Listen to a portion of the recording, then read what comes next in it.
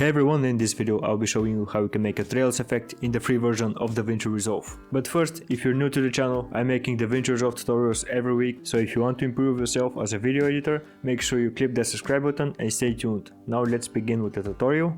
So on my timeline I'm having a stock footage on which I want to add the trails effect in Davinci Resolve. The first step is I'm highlighting the footage and I'm going to the Fusion tab. While media in is highlighted, I'm selecting control space so I can add the merge node, which is going in between the media in and media out.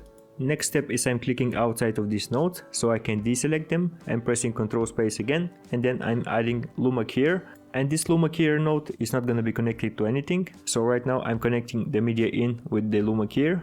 The next step is, while this Luma Keyer is highlighted, I can go to the inspector and then I'm changing the values of low to about 0.5. Then I'm going back to Luma Keyer, I'm pressing Ctrl space to open the tools, and then I'm adding trails. And then while the trails is highlighted, I'm going to the inspector and I'm changing the values of gain to about 0.4.